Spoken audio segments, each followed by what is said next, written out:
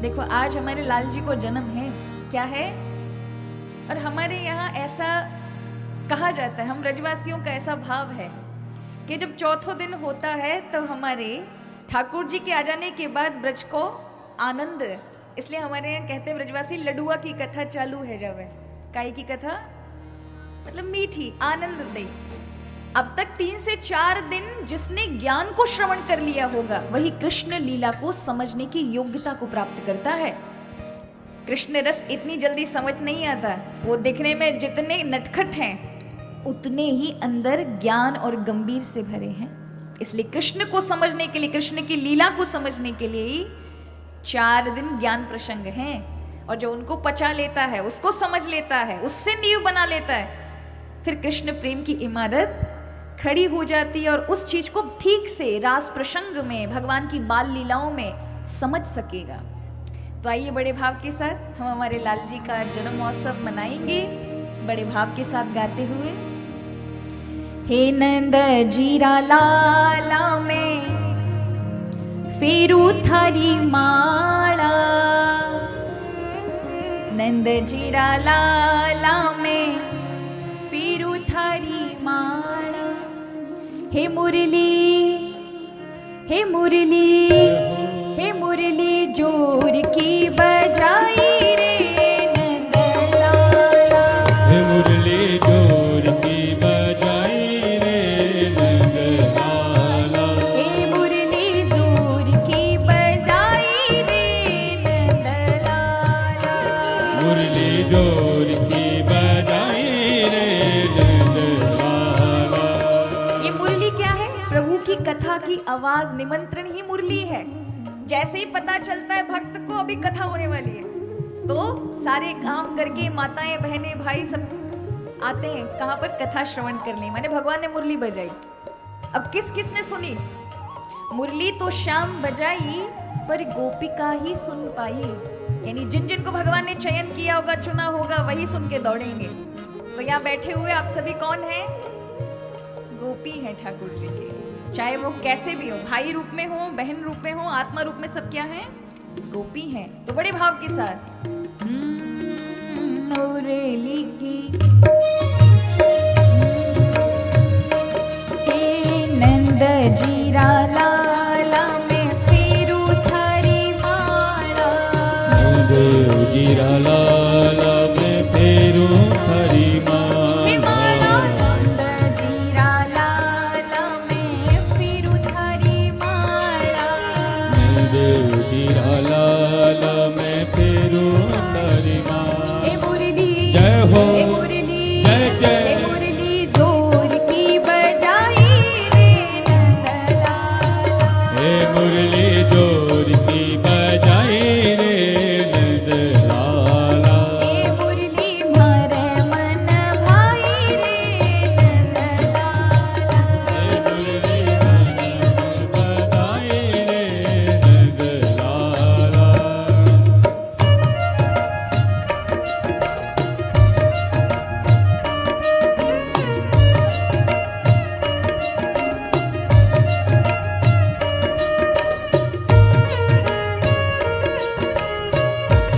जय हो। प्रेम से गाइए जय हो।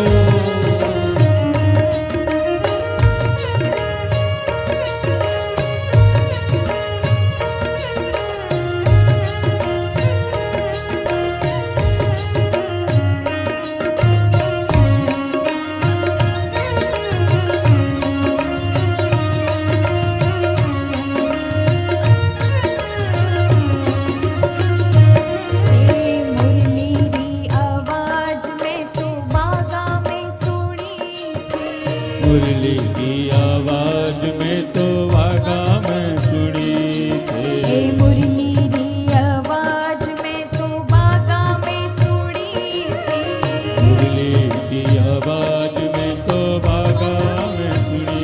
कि फुलवा, जय हो, कि फुलवा, जय हो। कि फुलवा तोड़ती छड़ आई रे नंद लाला। ओ फुलवा तुलसी छोड़े आए रे नंद लाला। हे मुरली जोर की बजाई रे नंद लाला। हे मुरली जोर की बजाई रे नंद लाला।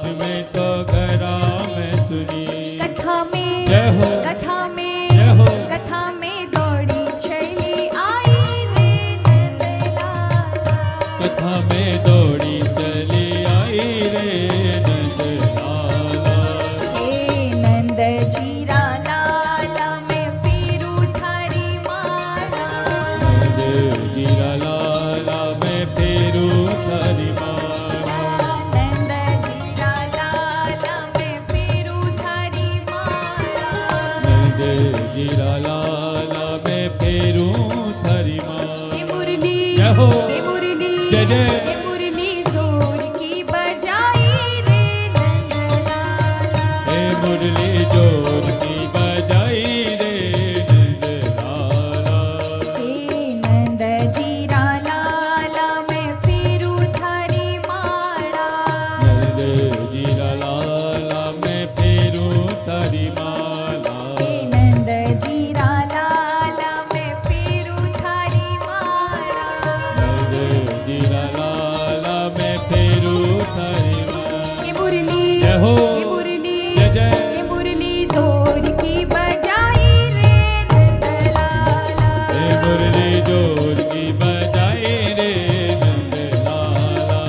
मुरली जोर की बजाई रे नंद लाला। मुरली जोर की बजाई रे नंद लाला। मुरली जोर की बजाई रे नंद लाला। मुरली जोर की बजाई रे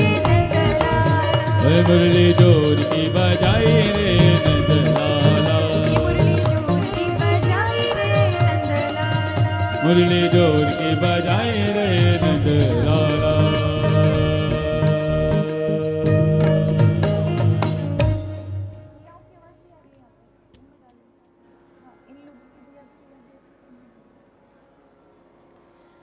हो मुरली जोर की बजाई रे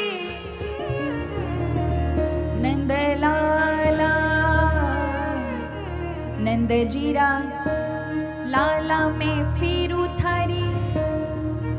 गाओ महाराज। नंद जीरा लाला मैं फेरूं थारी माला। अब बताओ ठाकुर जी से संबंध अकेलो मेरो ही है का?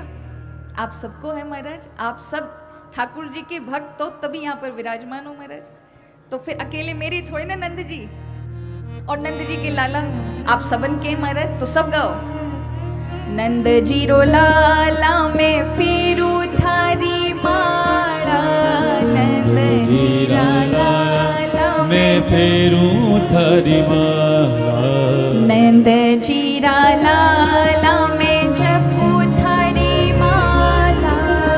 नंद जी लाला मैं फेरूं थारी माला। कि मुरली जय जय कि मुरली जय हो। कि मुरली जोर की बजाई रे नंद लाला। हे मुरली जोर की बजाई रे राम। बोलिए वृंदावन बिहारी लाल की जय। श्री राधा रानी सरकार की जय हो। श्रीमद् भागवत महापुराण की जय हो। जय जय श्री राधे।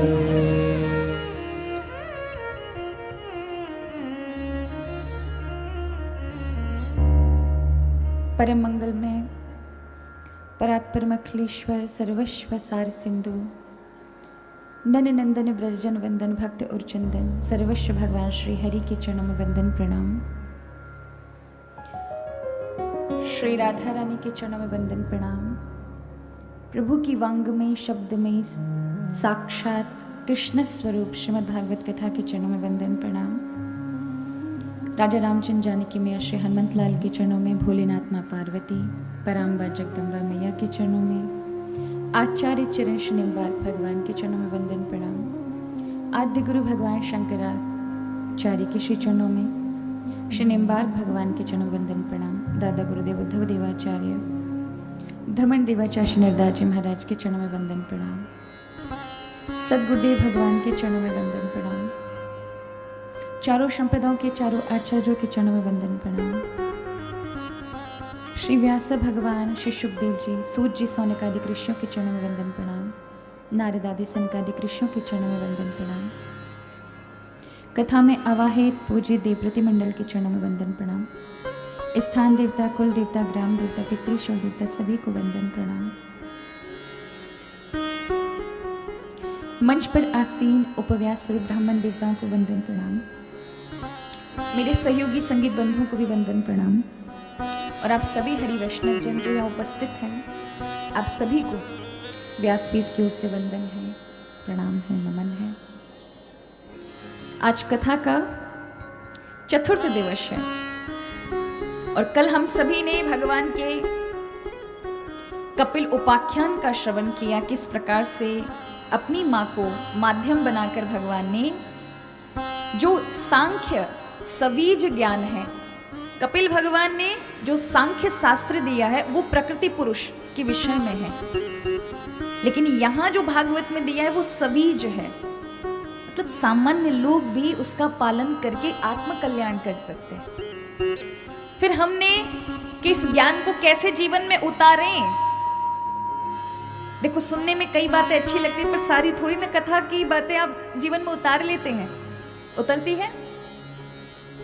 आप जानते वक्ता जितना सोचता है ना कि आज कथा में ये कहूंगा, उसका 10वां ही बोल पाता है, और जितना 10वां बोलता है श्रोता केवल 10वां ही ग्रहण कर पाते हैं, सारा नहीं कर पाते। और जो 10वां जो सुना है उसमें से भी 10वां अपने जीवन में उतार पाते हैं। अगर सारी उतार लो ना महाराज, हमें कौन बुलाएगा ये बताओ।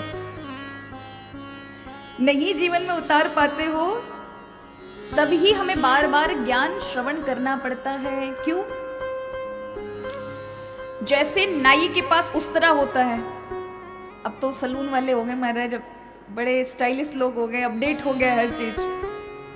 पर एक उदाहरण के रूप में समझ लीजिए, जब आप भाई लोग दाढ़ी बनवाने जाते होंगे तो वो नाई जो है वो उस्तरा बार बार उसमें धार देता है। क्यों देता है? उसको पता है कि अगर इसमें धार देते रहेंगे तब तक कटिंग वटिंग होती रहेगी, जो इसमें धार देना बंद कर दिया तो वो उस लायक रहेगा नहीं। बुद्धि को यदि आपने ज्ञान भगवत सत्संग से थोड़ा थोड़ा नहीं दिया तो ये बुद्धि क्या करेगी? भगवान में शंका करना चालू कर देगी, और एक समय आएगा ये मन ही और बुद्धि आपको धोखा देगी। जिन चीजों में आपका मन संसार में अत्यधिक फंसा होगा, फिर उसी को आप भगवान समझने लगेंगे। एक सेठ सेठानी थे, भगवान के बहुत अत्यधिक भक्त। जीवन के 40 साल व्यतीत हो गए, घर में बालक नहीं हुआ तो बहुत अति मचा दी, हमारे बालक हो जाए। प्रभु से केवल एक ही बात मांगना। हमारे गोपाल जी भक्त की हर इच्छा पूरी करते हैं, दे दिया। जो पति पत्नी रात दिन ठाकुर जी का स्मरण ठाकुर जी में ही जीते थे, अब उनका सारा ध्यान अपने व छोटे से नंद कुमार पे आ गया महाराज, सारा ध्यान। अब उनको ये अनुभव भी हो रहा है कि हमारे जीवन में हम भगवान से दूर हो गए हमारी संतति आने के कारण। हमें लगना चाहिए ठीक है बालक के उससे प्रेम करें, लेकिन हमने जो स्वभाव में स्वरूप से प्रारंभ से भगवान की उपासना की है ये सब छूट रही है। तो उनके मन ने फिर समझाना चालू किया, ये भी तो बाल गोपाल है, इसकी सेवा कर रहे, मैंने भगवान की सेवा कर रहे हैं। ऐसा मन करता है। धोखा। जिन चीजों में अगर आप बैठे हैं थोड़ी देर, कभी महीने में, 1.5 महीने में कभी सत्संग का मौका मिल जाए और व्यापार में से निकलने का टाइम नहीं मिल रहा हो, तो व्यक्ति क्या कहेगा? व्यापार में ही तो भगवान है। मतलब आपका मन कितना धोखा देता है कि उसको भी यही कह देगा कि व्यापार ही तो भगवान है, पैसा भी तो भगवान है, नहीं करेंगे तो कैसे चलेगा। यही बुद्धि खतरनाक होती है, भगवान से दूर करने वाली होती है। और ऐसी बुद्धि कठोर हो जाती है। कैसी हो जाती है? कठोर हो जाती है। जब तक प्रभु का सत्संग, भगवत भजन, इससे जुड़ी हुई बुद्धि है तो निर्मल रहोगे, छोटी छोटी चीजों को समझ लोगे, कृपा को समझ पाओगे, किसी का हृदय नहीं दुखाओगे, दूसरों की पीड़ा समझ आएगी, प्रभु के भेजे हुए संदेश समझ आएंगे। कोई विपत्ति परिस्थिति भी आ जाएगी ना, तो उस परिस्थिति में भगवान क्या संदेश भेजा है? भगवान आकर के लिफाफे बंद करके कार्ड नहीं भेजेंगे आपको। जब भी भेजेंगे विपरीत परिस्थितियां भेजेंगे, यानी ऐसी सिचुएशन में लाके खड़ा कर देंगे आपको कि आपको कहीं कोई ठिकाना समझ नहीं आएगा, किस ओर जाए समझ नहीं आ रही, बुद्धि काम नहीं कर रही। उस समय ये भगवान के संदेश होते पैकेट में बंद। लेकिन अगर बुद्धि सूक्ष्म होगी तो पहचान लेगी प्रभु की कृपा को, और मार्ग भी तुरंत मिल जाएगा। लेकिन जो कठोर बुद्धि हो जाती है, नहीं प्रभु की ओर हम ध्यान देते, तो क्या होता है? वो विपत्ति हमारे लिए और अत्यधिक विपदा बन जाएगी, कष्टकारी बन जाएगी, असहनीय हो जाएगी। इसलिए बुद्धि को हमेशा माजते रहना चाहिए। किससे माजे? प्रभु की कथा से, प्रभु की लीलाओं से, प्रभु के नाम से माजिए। बार बार रगड़ोगे ना तभी छाप पड़ेगी, अन्यथा इस मन में थोड़ी देर को तो वैराग जागता है, जिसे कहते हैं मसान वैराग्य। जब जाएंगे, यहां से कोई मर रहा होगा तो जाएंगे तो वहां से ऊपर से नीचे तक गीतरी उतर जाती है। लेकिन जब लौट के आते 2 बाल्टी पानी डाला, सब धुल गया वैराग्य। जब रास्ते में वो तो सोचते जाते हैं एक दिन हम भी जाएंगे, एक दिन सब छूटेगा, भैया अच्छे कुछ ना कुछ अच्छे सत्कर्म कर लो, लेकिन आते ही सब छूट जाता है। कितने दिन का वैराग रहता है? घर में थोड़ी लड़ाई झगड़ा हो जाए तो इंसान को लगेगा सब छोड़ दो, सब बेकार है। उसके बाद फिर देखो 2-4 दिन बाद फिर वही माया। तो इंसान की बुद्धि जब तक घिसेगी नहीं, तब तक संसार का सत्य समझ में नहीं आएगा। तो कल हम सभी ने ध्रुव जी महाराज की कथा श्रवण की। ध्रुव जी ने भगवान से वर के रूप में जो प्राप्त किया, ध्रुव लोक प्राप्त किया। 36,000 वर्ष तक राज्य की प्राप्ति होगी, सशरीर भगवत धाम को जाएंगे, यानी ध्रुव लोक जो प्रभु ने प्रदान किया। ध्रुव जी ने स्तुति की है, यो अंत प्रवेशमं वाच्मि मां प्रसुप्तां संजीवयत्यखिल शक्तिधर स्वधाम्ना। हे प्रभु, मेरी वाणी में आपने तेज भर दिया, आपके मेरे हृदय में प्रवेश करके मेरी बंद बाड़ी को खोल दिया, मुझे सत्य का मार्ग दिखाया। अब मेरे पास इतनी स्तुतियां हैं, मेरे मन में चल रही हैं, समझ नहीं आ रहा प्रभु कहाँ, तो मेरे में ज्ञान नहीं था, और आज आपका कृपा प्रसाद हाथ मेरे ऊपर रखने के कारण ऐसा अनुभव हो रहा है कि वेदों की स्तुतियां मेरे हृदय में चल रही हैं। आप बताइए, सूरदास जी, मीरादास जी कौन से गुरुकुलम में पढ़े थे? सबरी जी कौन से गुरुकुलम में पढ़कर आई थी? पर कई बार जब आप भगवान की ओर लगे होते हैं और ईश का, परमात्मा का स्पर्श आपको होता है ना, तो वेदों में जो है ना वो आपको आत्मिक ज्ञान खुद ही खुद निकलता है। इसलिए जब साधु संत बोलते हैं, वो वेदों का अध्ययन करे ना करे, पुराण पढ़े कि नहीं पढ़े, लेकिन ईश का स्पर्श है उन्हें। ईश माने साक्षात भगवान परमात्मा, जो वेद के रूप में बैठे हैं, जो वेद के स्वरूप में ही हैं। वही उनके मुखार बिंद से बोलते। इसलिए हमारे यहाँ केवल शास्त्रों को और पुराणों को ही, शास्त्रों को और पुराणों को ही महत्वता नहीं है कि केवल यही महत्व है। संतों के वचनों की भी उतनी ही प्रामाणिकता मानी गई है, क्योंकि वो अनुभव गम्य है, अनुभव से बोलते हैं। तो कल हमने ध्रुव जी महाराज का प्रसंग सुना।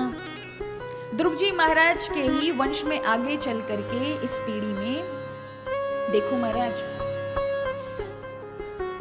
हम जब आप लोग माता जी, हमारी सरला मैया, हमारे प्रशांत भैया, देवी जी, आप दोनों सभी पूजा करते होंगे तो हमारे आचार्य जी आपको संकल्प कराते होंगे, फिर आपसे कहते होंगे गोत्र बोलिए, बोलते हैं ना, फिर आप अपना गोत्र बोलते हैं। हम सभी का पूजा में कोई ना कोई, हम जो हमारी परंपरा का गोत्र है वो पूजा में बोला जाता है। क्यों बोला जाता है? हमारी परंपरा में जितने भी पुरुष हुए हैं, महापुरुष हुए हैं, माताएं हुई हैं,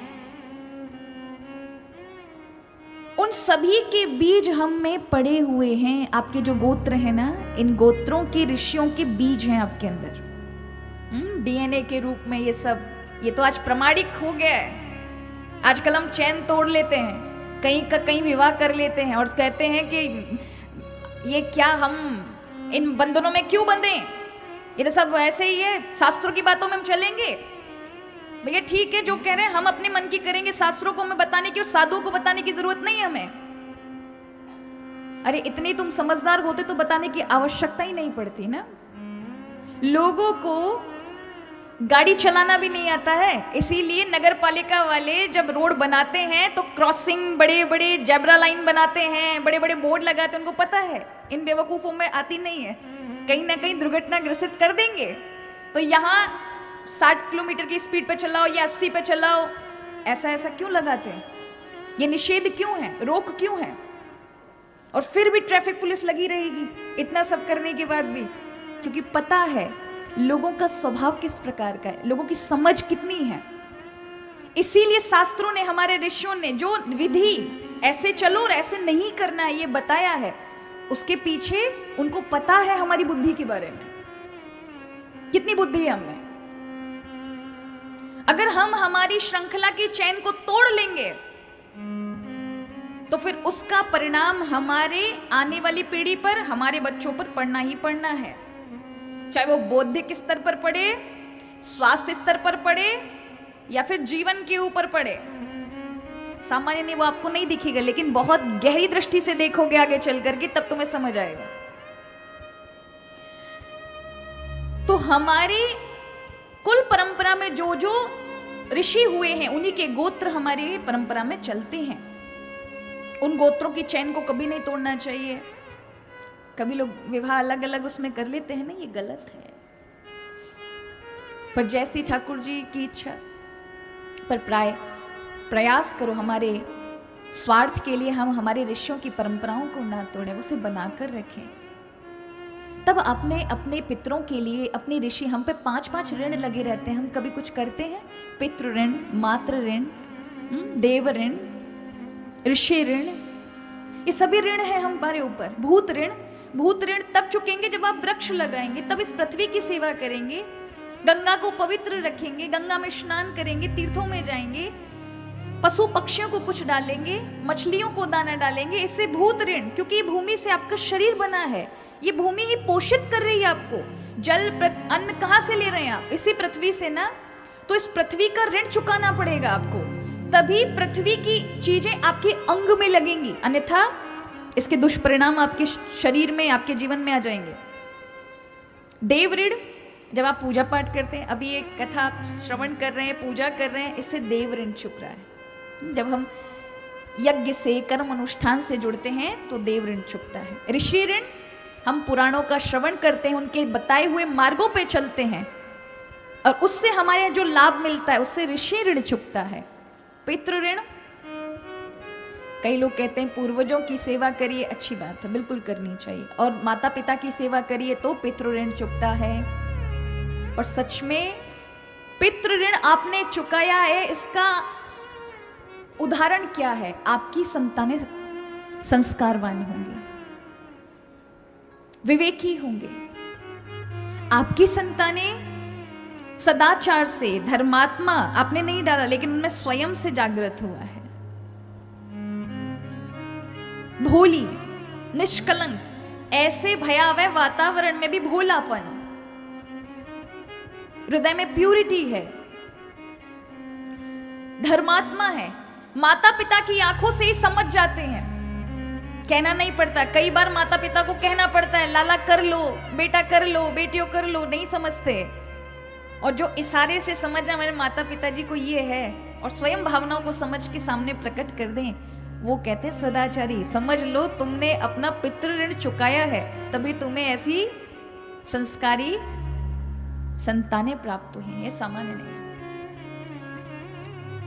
कितनी 3 प्रकार की संतानें होती हैं। पहली वो जिनको समझा समझा के बोल बोल के चले जाओ, हमारे जू तक ना रहेंगे, फर्क ही नहीं पड़ता। आप चाहे कितना भी बोले, पूरा बोल बोल के रोने भी लग जाओ ना, तो वो ये कहेंगे हमको फालतू टॉर्चर करने की जरूरत नहीं है, हाँ अत्याचार मत करो हम पर।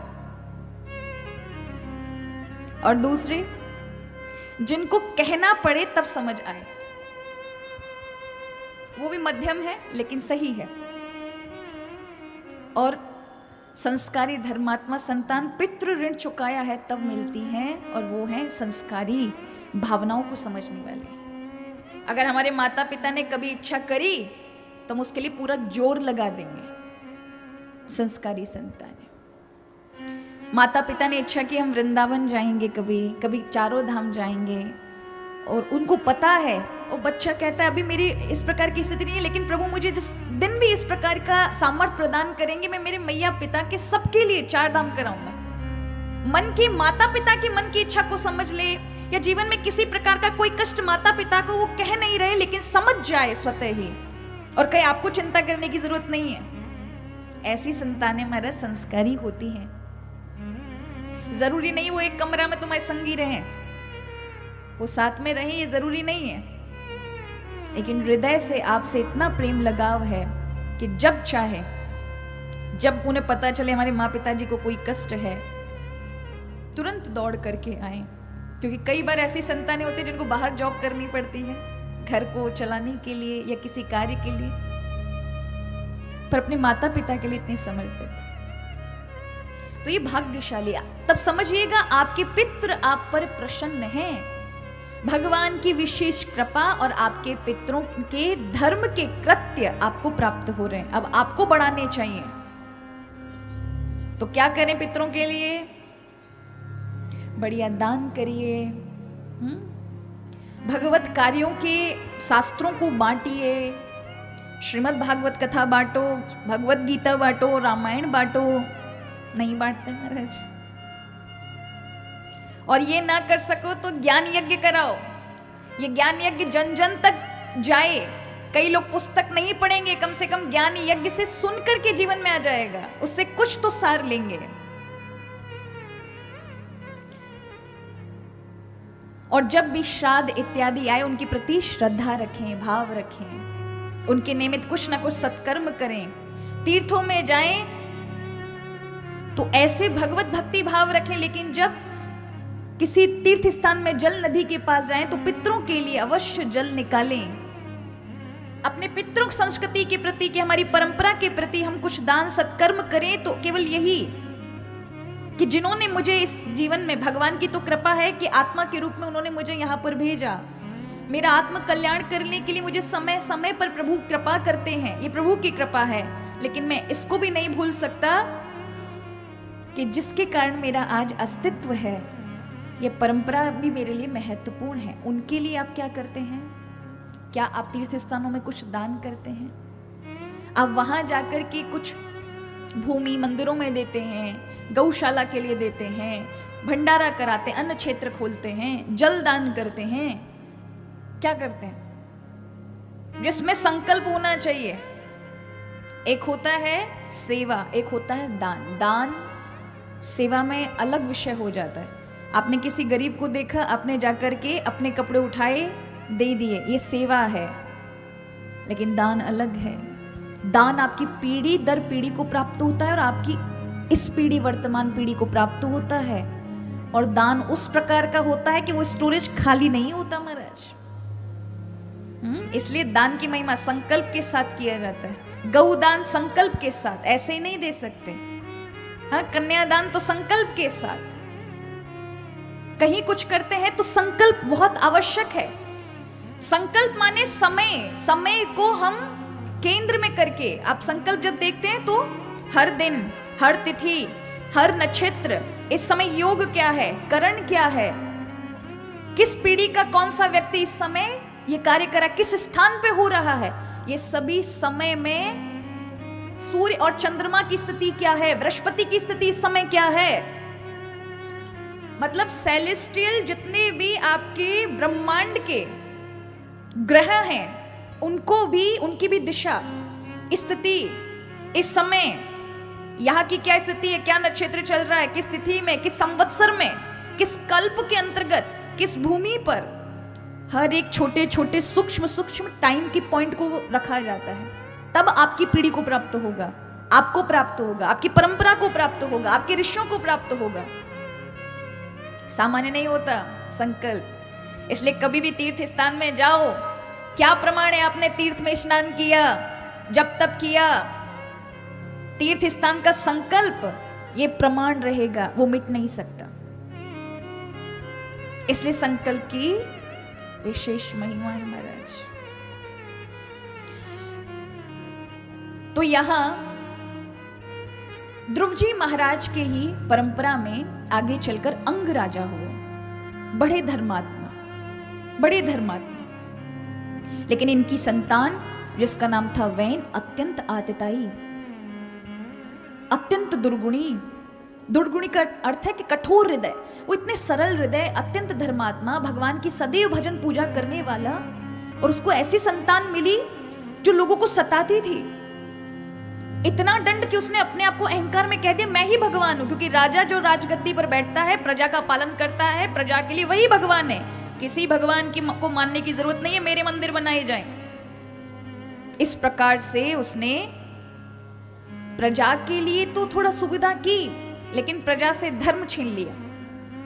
हर कृत्य में अपने आप को मुख्य कर लिया कि मुझे पूजो, मेरे लिए यज्ञ करो, किसी के लिए कुछ नहीं होगा। इस प्रकार की जब चीजें बढ़ने लगी तो ऋषियों के पास लोग गए। ऋषियों ने आके वैन को समझाया तो उल्टा वैन ने ऋषियों को डांटा, तुम मुझे समझाओगे।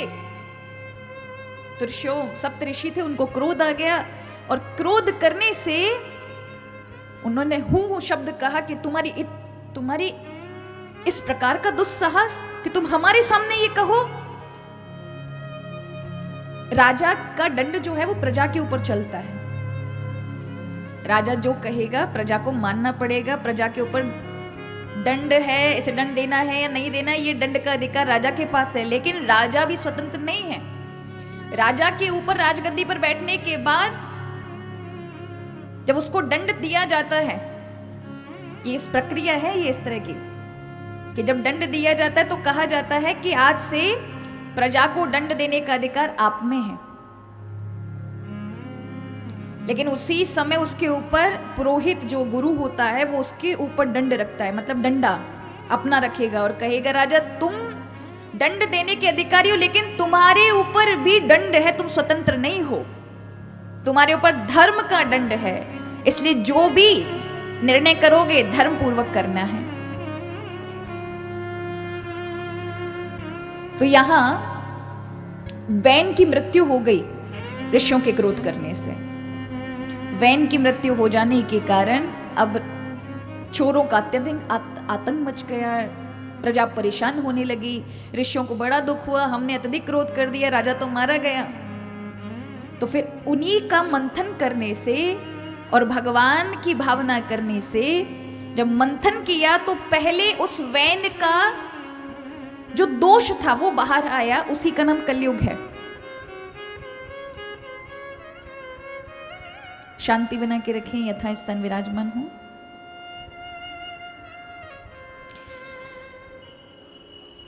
और जब दोबारा मंथन किया तो साक्षात पृथु भगवान का अवतार हुआ। बोलिए पृथु भगवान की जय।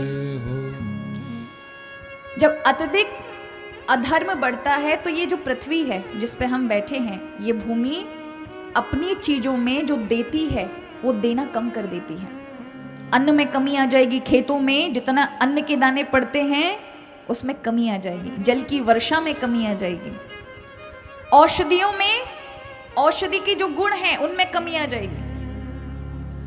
तो अधर्म बहुत बड़ा, पृथ्वी ने अपनी सारी चीजें देना बंद कर दी, जल नहीं मिला, अन्न नहीं मिला, औषधियां नहीं मिली, प्रजा त्राही त्राही करने लगी। तब पृथु महाराज ने पृथ्वी पर क्रोध किया और मारने के लिए दौड़े। तो पृथ्वी ने कहा, महाराज मेरी कहीं कोई गलती नहीं है, आपसे पूर्व के जो राजा हैं उनके अधर्म के कारण मेरा ऐसा हाल हुआ है। पर आप चिंता ना करिए, आप बछड़े बनकर के मुझे दोह लें तो फिर आप सारी वस्तु मुझसे निकाल सकते हैं। पृथु महाराज ने दोबारा से पृथ्वी को बसाया है। ये जो आप मकान इत्यादि देखते हैं, रसोई घर कैसा होना चाहिए, बैठक कैसी होनी चाहिए, ये वास्तुकला जो आई है वो पृथु महाराज के कारण आई है। एग्रीकल्चर डेवलपमेंट, खेतीबाड़ी करने का काम यदि किसी ने किया है, पहले ये पहाड़ थे सारे, ऐसा वर्णन है और ये साइंस भी बोलती है। पूर्व में यहाँ क्या था? पहाड़ थे। और हमारे यहाँ शास्त्रों में है कि पहाड़ थे, पृथु महाराज ने सबको काटा, एक समान किया और खेती बाड़ी की, मकान बनाए, वास्तुकला, स्थापत्य कला स्थापित की, कैसे मार्ग होने चाहिए, कैसे मंदिर होने चाहिए, कैसे घर होने चाहिए। इसलिए इस भूमि का नाम नव निर्माण के कारण पृथ्वी पड़ा, उनके कारण। पहले धरती था, भूमि था नाम, भू था, पृथ्वी नाम पृथु महाराज के कारण। इन्होंने बहुत सारे यज्ञ किए। 99 यज्ञ में इंद्र जब घोड़ा चुरा कर ले जाता है तो पृथु महाराज क्रोधित हो जाते हैं, उसे मारने के लिए आते। तो भगवान विष्णु प्रकट हो जाते हैं कि वो कोई और नहीं, घोड़ा मैंने ही चुराया था। कई बार क्या होता है, हम हठी हो जाते हैं, हमको लगता है केवल माला से ही भगवान मिलेंगे, कभी हमको लगता है इस चीज से मिलेंगे। तो प्रभु उसमें कहीं ना कहीं आपकी उस चीज को खींचने का प्रयास करते हैं, बाहर लाने के लिए। देखो, जब प्रभु की भक्ति करते हैं ना, तो भगवान परीक्षा लेने के लिए बहुत सारे बवंडर आपके सामने रखेंगे, इतना आसान नहीं है। तब आपकी, अगर तुमने सत्संग सुना होगा ना, तो समबुद्धि होगी। बहुत ध्यान से समझना, तब समझ आएगा। हम जब शुरुआत में श्रद्धा से, आधो श्रद्धा तत साधु संगति यत भजनत क्रिया, श्रद्धा जागृत होती है तो हम भजन करने लग जाते हैं। और सत्संग नहीं सुना होगा तो क्या होगा? किसी ने आके कहा, अरे तुम राम जी को भजन करते हो, राम जी कैसे अपनी पत्नी को भेज दिया, अग्नि परीक्षा ली, भगवान में दोष दिखा देंगे और आपकी तुरंत राम भक्ति गायब। कन्हैया जी का भजन करें, अरे तुम्हारे कन्हैया ने तो चीर चुराए, रास रचाया, कैसा भगवान है। आपको 2-4 ऐसी चीजें सुनाई, सत्संग सुना नहीं है, ज्ञान सुना नहीं है, प्रभु के प्रभाव का पता नहीं है, तो क्या होगा? भजन छूट गया। एक छोटी सी बात पे मन में शंका का निर्माण हो गया। लेकिन अगर ज्ञान ग्रहण करा होगा तो भगवान के विषय में भी, लीलाओं के विषय में भी समझ आएगा और बुद्धि क्षम रहेगी। तो जैसे बाजार में थैला लेके निकलते हो सुबह सुबह, तो बाजार में सभी प्रकार की दुकानें होती हैं। जो आपको प्रिय नहीं है वैसी भी दुकानें होती हैं, जहां पर आप खड़े नहीं हो सकते वो भी दुकानें होती हैं। पर आप मार्केट से निकलते हुए आपको कोई परेशानी नहीं होती उनसे। होती है क्या? आपको पता है कि वहां शराबों की भी दुकान है, गलत चीजों की भी दुकान है, पर आप देखते हैं, देखने के बाद निकल जाते हैं, आप वहां किसी में अटकते नहीं हैं। आपको जो वस्तु चाहिए आप उसी दुकान पे जाके खड़े होंगे। ऐसा ही है ना? कहने का अर्थ है बुद्धि इस प्रकार की सम हो जाती है कि अगर गलत दोष युक्त चीजें भी दिखें तो आपका मन वहां नहीं जाएगा। जो आपके कार्य की चीज नहीं है वो आपके मन को व्यथित नहीं कर सकती। अगर आप ज्ञान ग्रहण करते हैं, अगर आप सत्संग ग्रहण करते हैं, तो बहुत बड़ी आपत्ति भी जीवन में आपके हृदय को खराब करने के लिए भी सामने खड़ी हो तो आप समबुद्धि होकर निकल जाएंगे, अटकेंगे नहीं किसी को। वहां लड़ने नहीं लग जाएंगे, मुझे पसंद नहीं तो तुम्हें दुकान उठानी पड़ेगी, ऐसा नहीं करेंगे। तो ये पृथु महाराज को भगवान ने मार्ग दिखाया और कहा मैंने ही घोड़ा चुराया था, मैं प्रसन्न हूं, तुम इस सब झंझटों में मत पड़ो। बोले प्रभु मेरी इच्छा है कि मुझे 10,000 कान दे दीजिए। क्या मांगे? एक कान नहीं, 2 कान नहीं, कितने मांगे? 10,000। और इन 10,000 से मैं क्या सुनूं? संसार की बातें ना सुनूं प्रभु, मैं आपकी कथा को ही सुनूं। मुझे 10,000 कान चाहिए। हम तो एक से ही परेशान है महाराज, एक से ही सुन सुन के ये हमारे कान केवल बाहर का ही सुनना पसंद करते हैं, और भगवान की बातें तो भीतर तक ले जाने वाली हैं। सद्यो रिद्धि वरुद्धते अत्र पृथ्वी शुश्रूषुभिस्तक्षणात्। जब आप केवल भगवान की कथा में बैठ के प्रभु की इस भागवत, ये जो श्रवण कर रहे हैं, इसको मात्र सुनते हैं, शुश्रूषुभिस्तक्षणात्, भगवान उसी समय आपके हृदय में प्रकट हो जाते हैं। ये भागवत का प्रमाण है। अगर कोई केवल ये कहे ना मैं भागवत जी में जाऊंगा, इतना सोचते तो भगवान भीतर प्रवेश कर जाते हैं, अटक जाते हैं। लेकिन अगर आपने एक शब्द सुन लिया तो भगवान प्रकट हो जाते हैं। सद्यो रिद्ध्य वरुध्यते, अवरुद्ध हो जाते हैं। यत्र कृतभी शुश्रूषुभिस्तक्षणात्, हृदय में प्रवेश हो जाता है परमात्मा का, प्रकट हो जाते हैं। जैसे सत्यनारायण की कथा में जाते हैं, किसी ने सत्यनारायण की कथा का निमंत्रण दिया आपको कि हमारे यहाँ शाम के 7 बजे सत्यनारायण की कथा है, तो फोन करके पूछते हैं कितने बजे पंडित जी चालू करेंगे सत्यनारायण की कथा। अब बता दिया आपने समय कि 8 बजे पूजा वूजा के बाद 8 बजे कथा आरंभ हो जाएगी, तो लोग पहुंचेंगे 9 बजे। क्यों पहुंचेंगे? उनको पता है पंडित जी पहले गणेश अथर्व कराएंगे, ये पूजन कराएंगे, फिर ये पूजन कराएंगे, उसके बाद सत्यनारायण की कथा होगी, फिर लीलावती कलावती ये सब आएंगी। हम तो भोजन के समय जाएंगे, जिस समय आरती हो रही होगी ना उस समय पहुंचो। ये दुनिया है।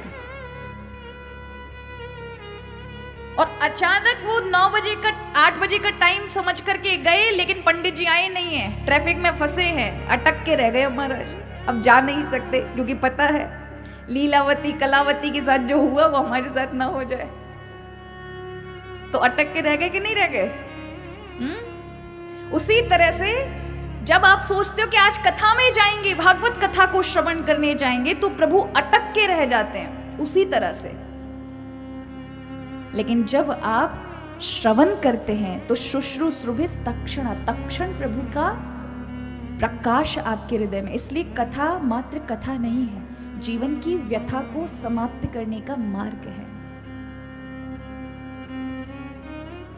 इसलिए बड़ा सुंदर भाव है, हो मुझे भा गया मुरली वाला, मुझे भा गया मुरली वाला। और ये भाना चाहिए। और भाएंगे कब? जब ठाकुर जी हृदय में प्रकट होंगे, तभी जीवन बदलेगा। हो मुझे भा गया मुरली वाला, मुझे भा गया मुरली वाला। बन गई जोगनिया कि बन गई जोगनिया, बन गई जोगनिया, बन गई जोगनिया। मुझे भा गया मुरली वाला, मुझे भा गया मुरली वाला, बन गई जोगनिया, बन गई जोगनिया, बन गई जोगनिया, बन गई जोगनिया। वो काली कमली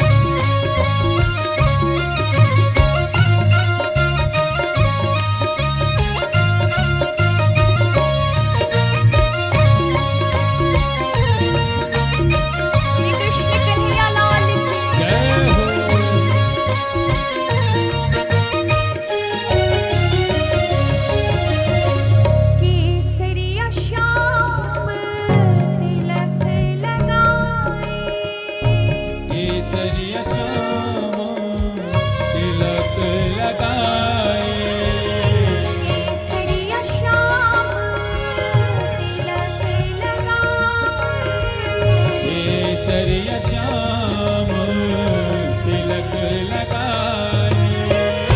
शोभा मुकुट की वरनी न जाए। शोभा मुकुट की वरनी न जाए। शोभा मुकुट की वरनी न जाए। शोभा मुकुट की वरनी न जाए। वो जो गैया चराने वाला,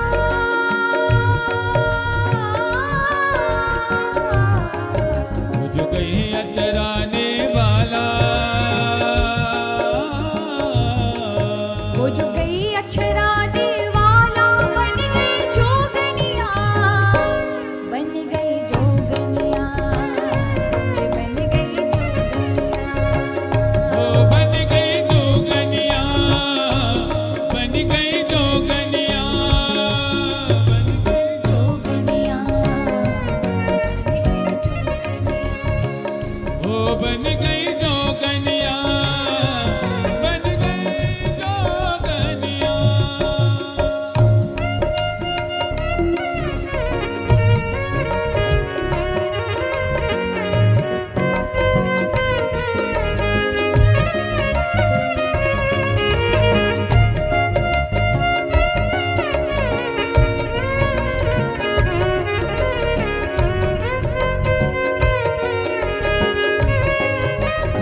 एक बार दोनों हाथ उठा के गाइए जय हो।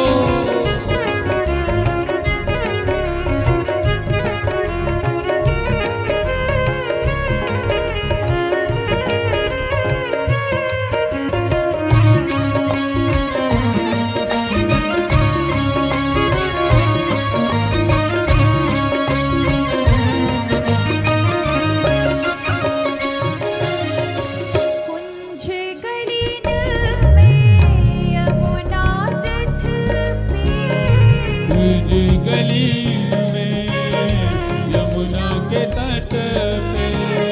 कुंज गलीन में यमुना के तट पे, कुंज गली में यमुना के तट पे। पूरी गगरिया चले वो मटक के। पूरी मटुकिया चले वो मटक के। पूरी मटकिया चले वो मटक ओ के। पूरी मटकिया चले वो मटक के। वो जो माखन खाने वाला,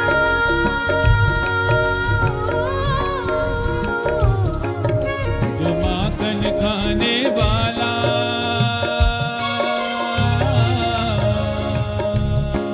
वो जो माखन खाने वाला बन गई जोगनिया, बन गई जोगनिया। ओ बन गई जोगनिया, बन गई, बन गई जोगनिया। मुझे भाग गया मुरली वाला, मुझे भाग गया मुरली वाला। मुझे भाग गया मुरली वाला, हाँ मुझे भाग गया मुरली वाला। बन गई जोगनिया, बन गई जोगनिया। बन गई जोगनिया, बन गई जोगनिया।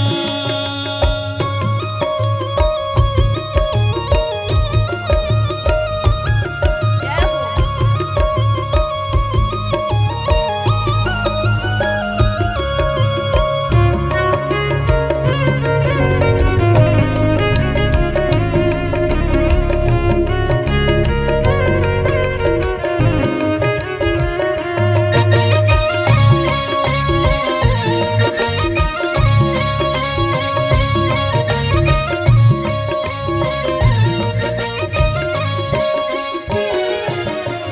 हमारे जयपुर वालों को नृत्य करना नहीं आता है।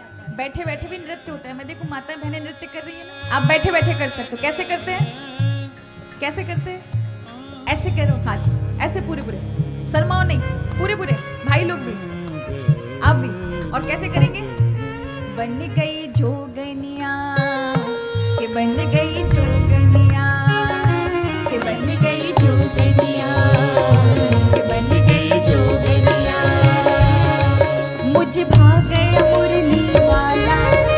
ब्रज भागय मुरली बाला। बन गई जोगनिया, बन गई जोगनिया, बन गई जोगनिया, बन गई जोगनिया। वो काली कमली वाला, वो काली कमली वाला।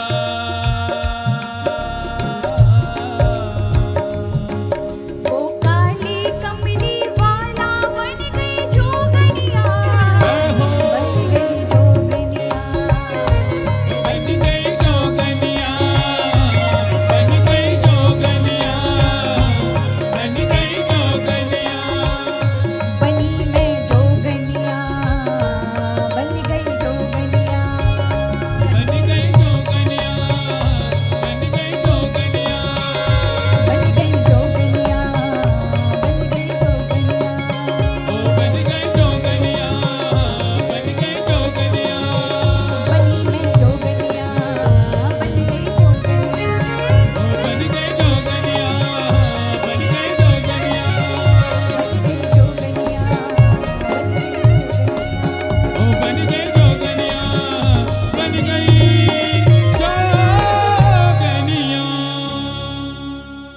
वो जो काली कमली वाला,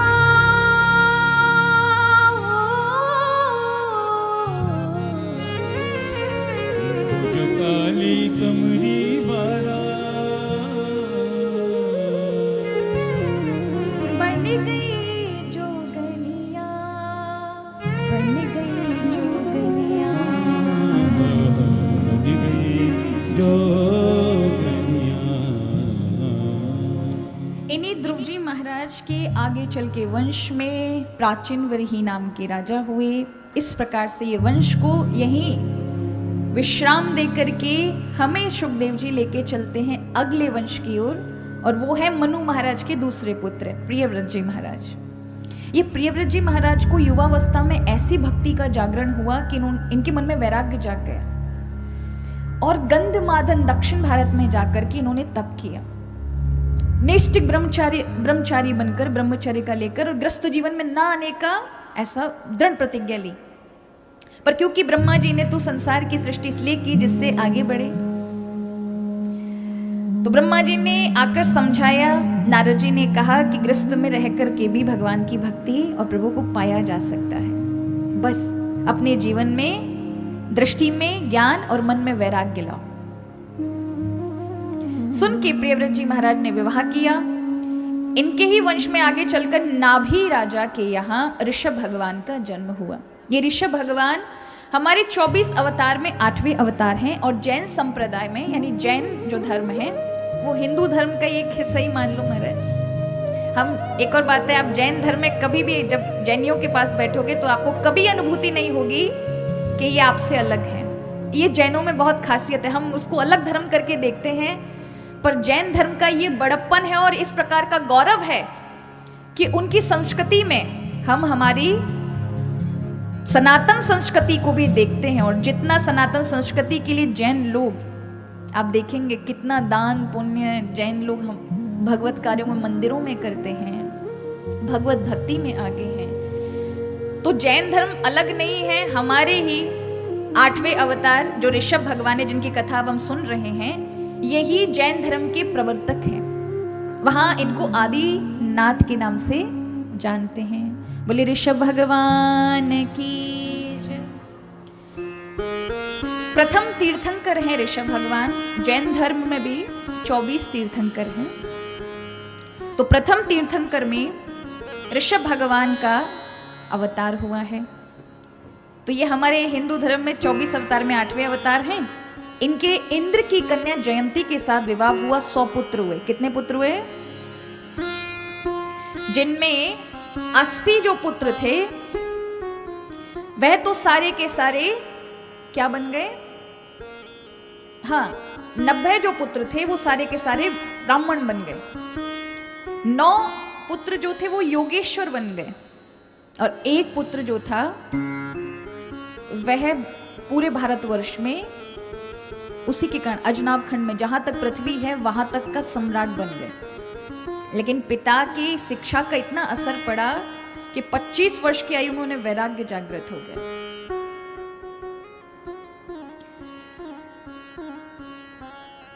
अब जब जागृत हुआ वैराग्य तो उनके मन में ना तो राज सिंहासन में, राज्य काज में, परिवार में मन लगे, तो उन्होंने अपने भाइयों को और अपने पुत्रों को राज्य दे करके कहां चले आए? तीर्थों में चले आए। तीर्थ में नेपाल, जहां पर आज मुक्तिनाथ है, वहीं गंडकी के किनारे भरत जी गए और ऐसा भाव जागृत हुआ कि 10-10 घंटे तक भजन करते थे। देखो, कभी श्रद्धा जागे ना मन, भजन में, पूजन में भाव जागे तो एकदम से माला पकड़ के नहीं बैठना चाहिए। कुछ दिन तो बढ़िया मन लगेगा, उसके बाद फिर वही प्रवृत्ति चालू होगी जो आपके पूर्व के संस्कार हैं, वो वृत्ति आपको खींच लेगी पीछे। तो क्या करें? सत्संग ग्रहण करें, भगवान की कथाओं को सुने। सत्संग एक तरह से दर्पण है। ये आंख इतनी दूर है और दूर दूर की चीजों को देख लेती हैं, लेकिन आंख के नजदीक भौं है, आंख के नजदीक इतने दांत हैं, आंख के नजदीक नाक है, देख पाते हैं? ये करीब को नहीं देख सकते, दूर दूर की चीजों को देख लेगी। लेकिन इसी आंख को अगर यहां पर कुछ गड़बड़ है तो दिखाई नहीं देगा। इसको देखने के लिए उसे माध्यम चाहिए, जिसे कहते हैं दर्पण। आप जैसे शीशे में देखोगे, आंखों के माध्यम से अपने आप का रिफ्लेक्शन होगा। मेरे में ये कमी, उसे सुधारने का प्रयास करोगे। उसी प्रकार हमारी बुद्धि अपने अवगुण नहीं देख सकती। अगर हम अपने अवगुण देखने चालू कर दें तो फिर पाप हमारे जीवन में प्रवेश नहीं कर सकता, कष्ट हमारे जीवन में प्रवेश नहीं कर सकता है। इसलिए ये दर्पण यानी शीशे की तरह हमारी भगवान की कथाएं, ये सत्संग, ये ज्ञान जो हमारी बुद्धि में दर्शन हमारा कराता कि हम में ये कमी है, हम में ये सुधार की आवश्यकता है। तो यहां भरत जी गए, 10-10 घंटे तक भजन करने लगे। याद रखो, आप कितना भी भजन कर रहे हो, अगर सत्संग ग्रहण नहीं किया, संतों का सानिध्य नहीं प्राप्त किया, तो माया है ना भगवान की, वो आपकी हर एक कमी को जानती है कि आप किस से फंस सकते हैं, आपको भजन से कैसे हटाया जा सकता है। पैसा से लेके, आकर्षण से लेके, स्त्री पुरुष के आकर्षण से लेकर के, वस्तु के आकर्षण से लेकर के, प्रतिष्ठा, नेम फेम के आकर्षण तक, कैसे आपको आपके रास्ते से गिराया जा सकता है, ये माया जानती है। क्योंकि वो जगत जननी है, जगन माता है। जैसे माँ को अपने हर एक बच्चे की कमी का पता होता, उसी प्रकार जगन माता को हम सबके पूर्व के जितने भी जन्म संस्कार है, सबका ज्ञान है। ये कहां फंस सकता है।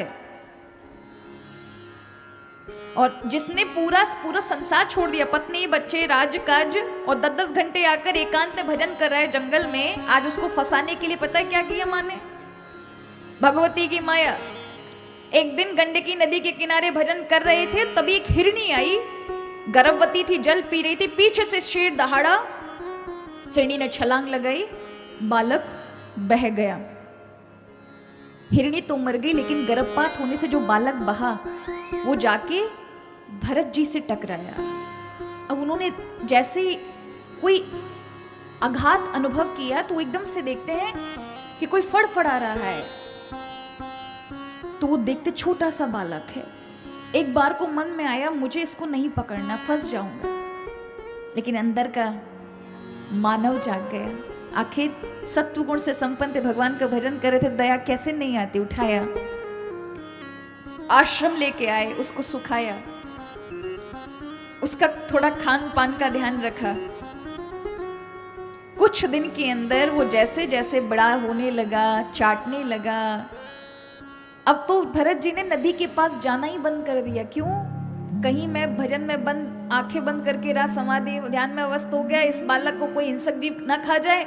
तो आश्रम में रह के भजन करने लग गया। वो आश्रम में बैठते, वो कभी भी आता, चाटने लग जाता, ध्यान भंग हो जाता। उसको बड़े प्रेम से देखते, मैं अकेला था, इसके आने से मुझे सहारा हो गया। अब हम 2 हो गए, पर उनको ये नहीं पता चला कि इसकी आसक्ति कितनी उनके जीवन में होती चली जा रही है, यानी जुड़ाव।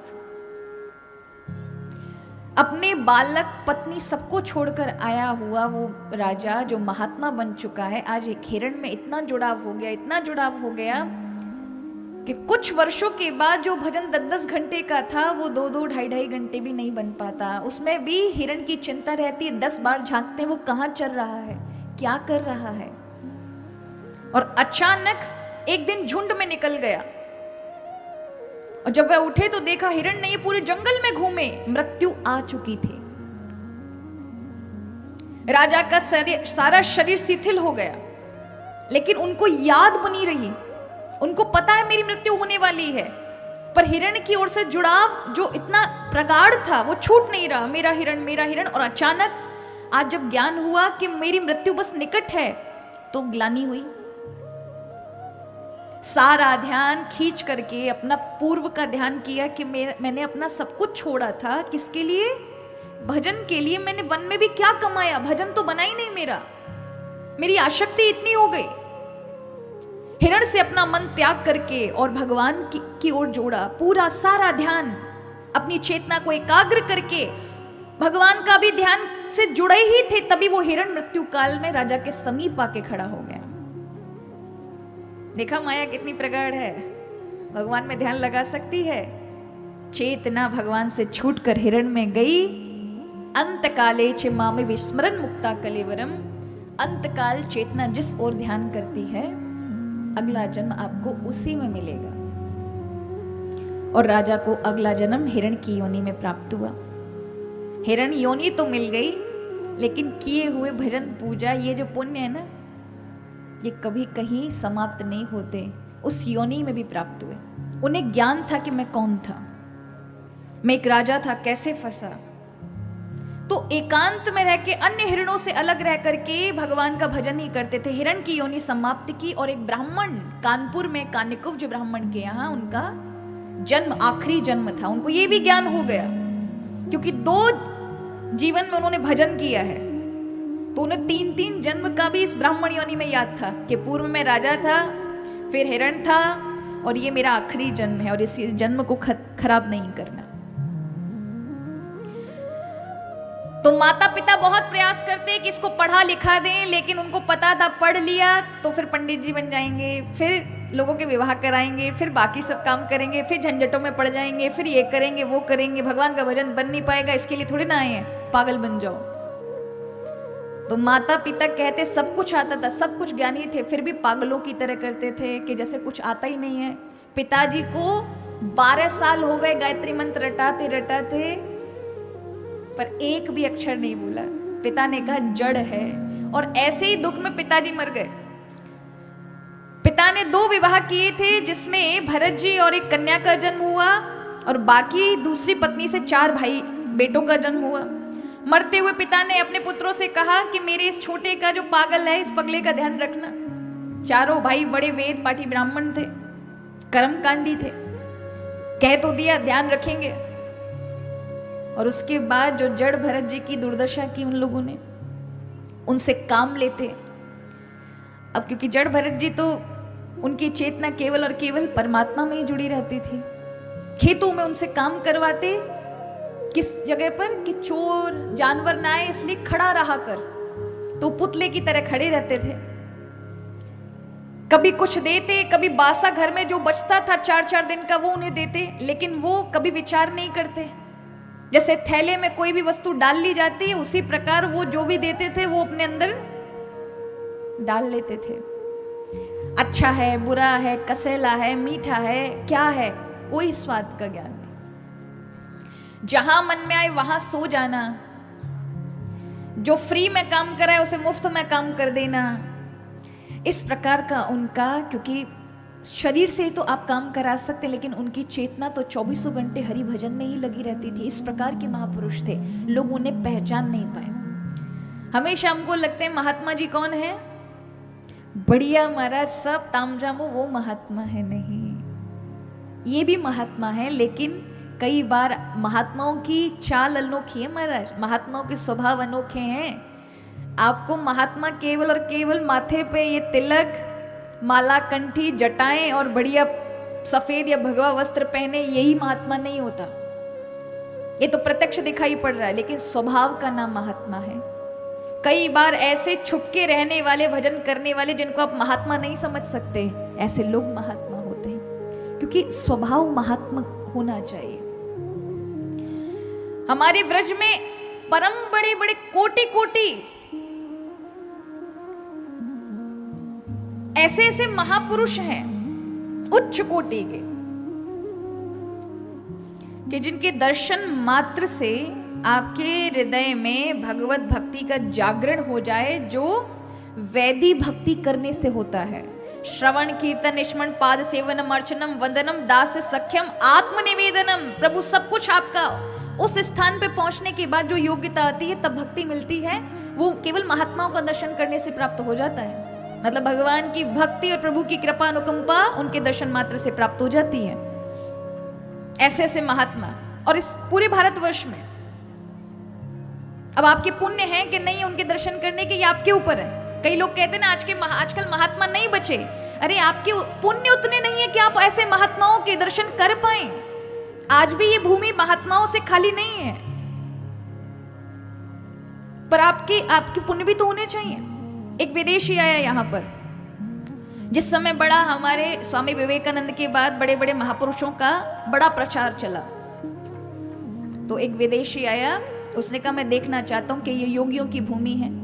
तो कलकत्ता में आया। उस समय बंगाल में ये तंत्र मंत्र और यंत्र षड्यंत्र ज्यादा चल रहे थे, क्योंकि बाहर के कई धर्मों का हम पर प्रभाव पड़ा। ये टोना ताबीज अपना नहीं है, ये याद रखना। ताबीज गंडा ये सब अपने नहीं है, कहीं भी इसका वर्णन नहीं है अपने यहाँ। हाँ, किसी भी चीज को जैसे नजर उतारना, ये होता है। यहाँ भगवान के जन्मोत्सव की कथा में झाड़ फूक की है, वो भी किससे की? गाय की पुच्छ से, भगवान के नाम से की जाती है। पर ये गंडा ताबीज वाबीज नहीं बांधे जाते, ये सब अपने नहीं है। और उस समय लोग झाड़ फूक इत्यादि ये सब में ज्यादा थे, तो उसने अपने किताब में जो भारत के लिए लिखना चाह रहा था, उस किताब में लिखने के लिए उसने कहा या कोई योगी नहीं है, सब झाड़ फूक वाले, क्योंकि उसको वही लोग मिले। तो एक दिन हमारे जो गादी पर आचार्य थे, आद्य गुरु भगवान शंकराचार्य की गादी पर, तो उन्होंने देखा उस विदेशी को और उसको बुलाया और कहा कि तुम अपनी बुक लिखने के लिए यहाँ पर आए हो, और तुम ये चाहते हो कि यहाँ तुम्हें योगियों के दर्शन और संतों के दर्शन नहीं मिल रहे, तुम जैसा चाहते हो, जैसा मन बनाकर आ रहे हो। तेरे पुण्य नहीं है इस भूमि पर संतों को देखने के, तेरे जितने भी जीवन में पुण्य है तू वही देख रहा है। यही तक है कि झाड़ फूक वाले तुम्हें मिल रहे हैं, लेकिन तुम भारत के लिए गलत लिखोगे, इसलिए मैं तुम्हें बताता हूं, तुम यहां से अरुणाचल जाओ। उसने कहा मेरी फ्लाइट है आज शाम की। उसने कहा बिना संतों के स्वरूप को देखे यहां गलत लिखकर मत लेके जाना। जब इतने 6 महीने तुम रुके हो तो एक दिन और यहां से अरुणाचल जाओ, रमण महर्षि के सामने जाकर के केवल बैठ जाना। तुम्हारे मन में जो भी चल रहा होगा उसका प्रश्नों का सारा उत्तर जीवन भर का तुम्हें उनके समक्ष मिल जाएगा, बोलने की भी आवश्यकता नहीं पड़ेगी। और उसके बाद भारत में संतों के विषय में गलत नहीं लिखना कभी। आज भी बड़े बड़े महापुरुष विराजमान हैं, तो विदेशी जाता है। और जैसे ही अरुणाचल प्रदेश में अरुणाचल भगवान है, वहां रमण महर्षि जीते जी, जिसने मुक्ति को पाली, जीवन मुक्त महात्मा, जिनके समीप जाकर वो केवल इतने शांत थे, इतना भजन किया, इतना ध्यान किया भगवान का कि मुक्त हो गए, जीवन मुक्त हो गए, मन ही समाप्त कर दिया। कि उनके समक्ष जाते बेचैन मन सबके शांत हो जाते थे, सबके मनों के प्रश्नों के उत्तर मिलने लग जाते थे केवल उनके समीप बैठने से। तो लोग उनसे बातचीत नहीं करते थे, सिर्फ बैठते थे उनके समक्ष। जैसे वो अंग्रेज गया और बैठा, उसके जितने भी मन के प्रश्न थे सारे प्रश्नों के उत्तर वहीं पर बैठते ही मिल गए। 20 साल रहा वहां। कितने साल रहा? जब तक रमण महर्षि इस भूमि पर रहे तब तक वो उनकी सेवा में रहा। और उसने अपनी बुक में फिर लिखा कि भारत सामान्य नहीं है, खोजने वाला होना चाहिए जीवन में। अगर आपकी प्यास है तो आपको ऐसे महात्मा मिलेंगे। हमारे भी देखो, ऐसा नहीं वृंदावन में महात्माओं की हमारे की कमी है। बहुत बड़े बड़े उच्च कोटि के महात्मा हैं जो अपने आप को बहुत छुपा करके रखते हैं महाराज। कई बार आप परिक्रमाओं में भी देखोगे तो विक्षिप्त पागल बनकर के आपको पगला लग रहे होंगे। ऐसे स्त्री पुरुष भी ब्रज के महान महान उच्च कोटि के महात्मा होते हैं, परमहंस होते हैं, जिनको आप अपनी इन आंखों से नहीं पहचान सकते। आपके सामने बावड़ापन करेंगे, लेकिन एकांत में बैठ के भजन कर रहे होंगे, बातचीत कर रहे होंगे प्रभु से। ऐसे महात्मा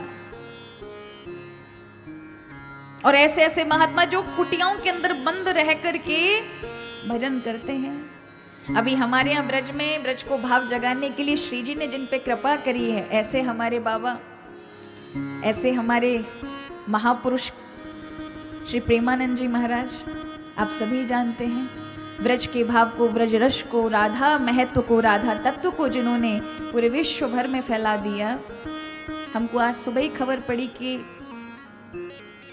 श्री प्रेमानंद बाबा की तबीयत बहुत ज़्यादा खराब है, स्वास्थ्य उनका अत्यधिक। वह ऐसे स्वास्थ्य में भी होने के बाद भी भगवत नाम बंद नहीं करते। लोगों को ज़्यादा से ज़्यादा कैसे लाभ मिले, ये उनका प्रयास रहता है। केवल जीवन मुक्त ही कर सकता है जिसका अब ये शरीर नहीं, अपितु जिसके शरीर के माध्यम से स्वयं राधा रानी कार्य कर रही हो, ठाकुर जी काम कर रहे हो। सब केवल बाबा के लिए प्रार्थना करियो महाराज कि वो स्वस्थ हों जल्दी से जल्दी और ये लाभ बना रहे, क्योंकि जितना अत्यधिक कल्याण, ऐसा नहीं ब्रज में और भी महात्मा है, उच्च कोटि कोटि के महात्मा हैं, लेकिन जितना अत्यधिक ब्रज भाव को, धर्म जागृति का कार्य, सनातन धर्म के प्रति जो कार्य होना चाहिए, करोड़ों करोड़ों युवाओं को, माताएं बहनों को, भाइयों को, बड़े बड़े महात्माओं को भी, जिन्होंने बहुत सारी शंकाओं का समाधान करके सही मार्ग दर्शाया है, ऐसे महापुरुषों को रहना आवश्यक है इस भूमि पर। और जब किशोरी जी कृपा करती हैं तो उनके माध्यम से, वो संतों के माध्यम से ही बोलती है। अन्यथा ऐसा नहीं है कि हमारे यहाँ वृंदावन में केवल प्रेमानंद जी महाराज हैं, नहीं, उच्च कोटि के बड़े बड़े महापुरुष शायद आपकी नजर में भी ना हो, पर क्योंकि अभी श्री जी ने वो पर्दा, हमेशा वो कभी समक्ष नहीं आते, विज्ञापनों में नहीं छपते, अंदर ही बंद रहते हैं। पर जब लोक कल्याण की भावना होती है तब भगवान ही उनके पर्दे को, जो पर्दे में छिपके रहते हैं ना, उस पर्दे को उठा देते हैं। बहुत हो गया पर्दा, अब लोक कल्याण में लग, तेने अपना तो कल्याण कर ही लियो। तब महात्माओं को जब आप देखते हो ना, प्रेमानंद जी महाराज हो गए और भी हमारे महापुरुष हो गए, इनका पर्दा ठाकुर जी ने उठाया है। कैसा पर्दा महाराज? कि आप प्रकाशित हो, लोगों को रास्ता दिखाओ। ब्रज का भाव क्या है, राधा रस क्या है, राधा नाम का तत्व क्या है, जन जन में पहुंचे। तो जितनों ऐसा जो आज की उपस्थिति आपको दिख रही है ना, इससे पूर्व भी हमारे ब्रज में श्री हरदास जी महाराज, जिन्होंने बिहारी जी को प्रकट किया हो महाराज, श्री रूप गोस्वामी जी जिन्होंने गोविंद देव जी को प्रकट किया, सनातन गोस्वामी जी, जीव गोस्वामी जी, चैतन्य महाप्रभु, बल्लवाचार्य जी, विठल भगवान, सूरदास, कुंभनदास, चतुर्भुजदास, ये कितने कितने महान महान भगवान के भक्त और आचार्य परंपरा आई, जिन्होंने उस समय ब्रज को इस प्रकार का बना दिया था कि जो आज भाव आप ब्रज में देखते हो ना, इससे भी करोड़ों गुना उस समय का भाव था कि बड़े बड़े राजे महाराजे ब्रज के लिए तरसते थे और बड़े बड़े महाराजाओं ने वैराग्य ले लिया था, सब राजपाट छोड़ के उनको इस प्रकार का तत्व का दर्शन कराया। उस समय ऐसी बाढ़ आई भक्तों की, आचार्यों की, एक से एक बढ़कर के उच्च कोटि के महात्मा, और इसको किसने प्रकाशित किया? स्वयं भगवान ने। वो तो पर्दे में ही आए थे छुप करके कि ज्यादा वो नहीं हो, भगवान का भजन करें, बाधा पड़ती है। पर भगवान प्रकाशित करते हैं, वो खुद से प्रकाशित नहीं होते, भगवान करते हैं।